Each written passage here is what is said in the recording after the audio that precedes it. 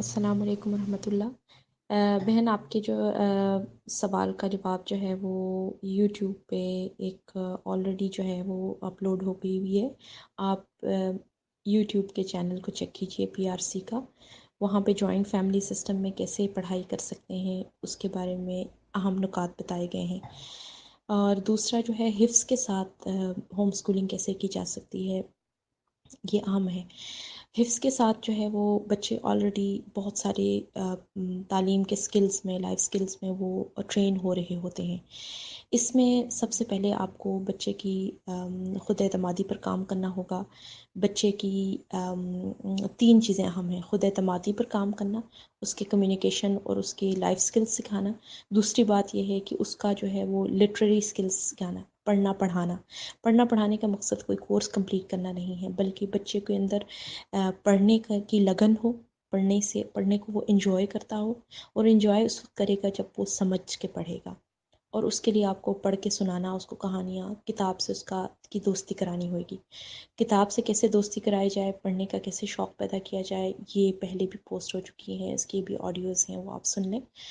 تیسری چیز جو ہے وہ ہے حساب کے بارے میں، نمبر سمارٹ کیسے بنایا جائے، نمبر کا سینس اس میں کیسے پیدا کیا جائے، حساب سے اس کی کیسے دوستی کرائی جائے۔ یہ بھی، اس کے بارے میں بھی ایک پوسٹ ہو چکی ہوئی ہے۔ لیکن میں آپ کو اس معاملے میں یہ 2 باتیں بتانا ضروری سمجھتی ہوں۔ ایک یہ ہے کہ نمبر کے ساتھ، حساب کے ساتھ ہمارا خوف کا تعلق ہوتا ہے بچپن سے ہی، تو اس کو کیسے دوستی میں بدل سکتے ہیں، اس کے لیے ہر چیز کو گننا، ہر چیز کے بارے میں سوچ بچار پیدا کرنا، ہر چیز کے بارے میں سوچنے کی عادت ڈالنا بہت اہم ہے۔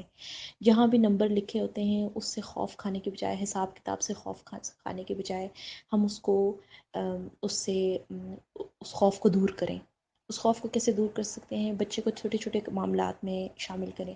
بیٹا اتنے روپے میں نے دیے تھے، اس میں سے ہم نے یہ بائے کیا، اب میرے پاس کتنے بچے ہوں گے، اور یہ باتیں ان سے ڈسکس کرتے رہنا۔ نمبر کہاں لکھے ہوئے ان کو کرنا، اور گننے کی اس کے اندر حس پیدا کرنا۔ چھوٹے بچے کو بھی جیسے 10 انگلیاں ہیں، 10 پاؤں کی انگلیاں ہیں، 10 ہاتھوں کی انگلیاں ہیں، ان کے ساتھ ان کی دوستی کرائی جائے، ہر چیز کو گنا جائے۔ بچے کے ہاتھ کو لے کے تسبیح گنے، اپنے ہاتھ کو لے کے بچے کو سمجھائے کیسے تسبیح گنتے ہیں، 33 34 دفعہ اللہ اکبر، سبحان اللہ، الحمدللہ، نماز کے بعد تسبیح فاطمہ۔ اس سے بچے کے اندر سینس پیدا کریں۔ دوسری ایک اور چیز ہے، جو ذرا بڑے عمر کے بچے ہوتے ہیں، ان کے لیے مائکروسافٹ آفس جو ہے اس کے اوپر ایکسل کا ایک سافٹ ویئر ہوتا ہے، جس کے اندر حساب کتاب، اکاؤنٹنگ وغیرہ سکھائی جاتی ہے۔ تو ایکسل شیٹ پہ بچوں کو کام کرانے کے لیے، جیسے گھر کا سودا سلف کو انٹر کرنے کے لیے، اس کو ایک پروجیکٹ بنا کے دیتے ہیں کہ اس کے اوپر انٹری کرو۔ اس کے اندر چھوٹے چھوٹے فارمولے بھی ہوتے ہیں، اس کے اندر بچوں کی جو ہے وہ آگاہی بڑھے گی، ان کو دلچسپی پیدا ہوگی۔